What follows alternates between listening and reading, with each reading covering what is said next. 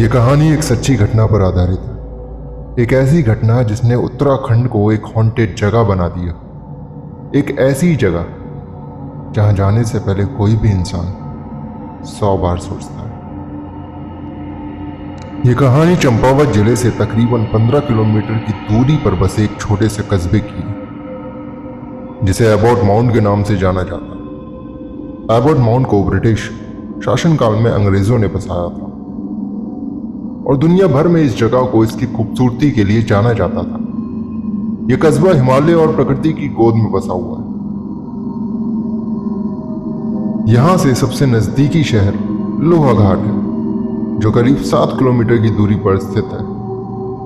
इस कस्बे को जॉन हेरोल्ड एबॉट द्वारा बसाया गया था और इसीलिए इसका नाम माउंट एबॉट रखा गया। इस जगह पर आज भी उस समय की करीब 16 पुरानी हवेलियां मौजूद हैं। पास में ही बेहद खूबसूरत लेकिन अपने अंतिम दिन गिनता एक चर्च भी है और इसके निचले स्थान पर एक कब्रिस्तान बना हुआ है, जहां 10-12 कब्रें हैं। और यहीं पर मौजूद है एक इमारत जिसे पहले एक हॉस्पिटल के रूप में देखा जाता था और यहां लोगों का मुफ्त इलाज हुआ करता था। तो आखिर वहां ऐसा क्या हुआ कि यह हॉस्पिटल उत्तराखंड की सबसे भूतिया जगह बन गया? कहा जाता है कि इस हॉस्पिटल को जॉन हेरोल्ड एबॉट ने ही बनवाया था ताकि यहां के लोगों को आसानी से और मुफ्त इलाज मिल सके। इस हॉस्पिटल की देखरेख के लिए कुछ डॉक्टर्स को भी नियुक्त किया गया था। इस हॉस्पिटल में कई अंग्रेजी डॉक्टरों ने कार्यभार संभाला और फिर यहां आया डॉक्टर मॉरिस। डॉक्टर मॉरिस एक अनुभवी डॉक्टर था जो यहां आने वाले लोगों को बेहद जल्दी ठीक कर देता था और अपनी इसी कुशलता के चलते डॉक्टर मॉरिस और यह हॉस्पिटल चंपावत जिले में चर्चा का विषय बन गए थे। डॉक्टर मॉरिस की एक बात और खास थी। जो मरीज अपने अंतिम दिनों में चल रहे होते थे या जिनका इलाज संभव नहीं होता था, उन्हें डॉक्टर मॉरिस साफ साफ बता देते थे कि वो इंसान अब ज्यादा दिनों के लिए जिंदा नहीं रहने वाला। और फिर धीरे धीरे डॉक्टर मॉरिस की यह मानो आदत सी बन गई और वो लोगों के बारे में भविष्यवाणियां करने लगा कि कोई इंसान कब और कितने बजे मरने वाला है। और हैरानी की बात यह थी कि डॉक्टर मॉरिस जिस भी मरीज के मरने की भविष्यवाणियां करते थे, वो इंसान ठीक उसी बताए हुए समय पर मर भी जाता था। डॉक्टर मॉरिस की बातों को सच होता देख वहां के भोले भाले लोगों को डॉक्टर मॉरिस दिव्य शक्तियों वाला इंसान लगने लगा और डॉक्टर मॉरिस भी अपनी बढ़ती हुई शोहरत को देख खुश होने लगा।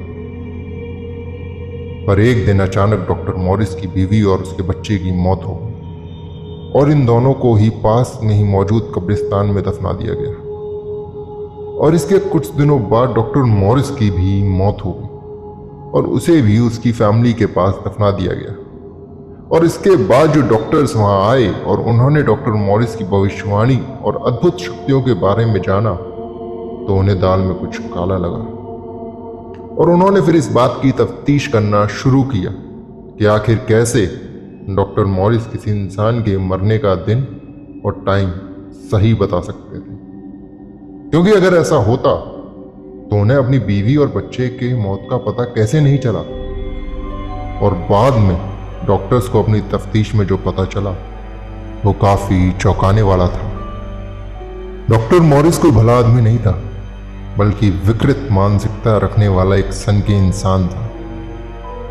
वो एक दिन में खाली 10 से 15 मरीजों को ही देखता था और उनमें से जिनके बचने की संभावना सबसे कम होती थी, उन्हें वो पास के ही मुक्ति कोठी में भेज देता था। और इस कोठी में जो भी एक बार जाता था, वो कभी जिंदा बाहर नहीं आता था। इस कोठी में डॉक्टर मॉरिस गंभीर बीमारी से ग्रसित लोगों पर एक खास रिसर्च कर रहा था। वो जानना चाहता था कि जिंदगी और मौत के बीच कोई और भी स्थिति है जिसमें इंसान ना तो जिंदा हो और ना ही मरा हुआ। डॉक्टर मॉरिस उन जिंदा लोगों का ब्रेन खोल देता था और इस बात का पता लगाने की कोशिश करता था कि एक जिंदा और मरे हुए इंसान के दिमाग में क्या अंतर होता है। और अपनी इसी रिसर्च के लिए वो यहाँ के मासूम और भोले भाले लोगों को अपना शिकार बनाता था। डॉक्टर मॉरिस की चलाई हुई इस रिसर्च का पता लगने के बाद यह हॉस्पिटल एक मनहूस हॉस्पिटल बन गया और कुछ समय बाद ही इस हॉस्पिटल को बंद भी कर दिया गया और यह हॉस्पिटल वीरान हो गया। और बाद में यहाँ के चौकीदारों ने यह शिकायत की कि उन्हें इस हॉस्पिटल के अलग अलग हिस्से से लोगों के चिल्लाने और चीखने की आवाजें आती हैं और ऐसा लगता है मानो उन्हें हर वक्त कोई देख रहा हो। ऐसा माना जाता है कि यहाँ पर आज भी उन सारे मरीजों की आत्माएं भटकती हैं जिन्हें डॉक्टर मॉरिस ने अपनी रिसर्च के लिए शिकार बनाया था और इसीलिए इस हॉस्पिटल को भारत के मोस्ट हॉन्टेड प्लेस में शामिल किया गया। इस एबॉट माउंट को भूतों का गढ़ माना जाता है और आज भी स्थानीय लोग इसकी ओर अकेले आने से भी घबराते हैं और अगर कोई भूल से भी इस ओर चला आता है तो उसे कई तरह की मानसिक और पैरालौकिक परेशानियों का सामना करना पड़ता है। कुछ लोगों की तो जान भी जा चुकी है और यही वजह है कि यहाँ कोई आना पसंद नहीं करता और अकेले तो बिल्कुल भी नहीं। ऐसी ही डरावनी कहानियों के लिए जुड़े रहिए कहानी कैसल के साथ।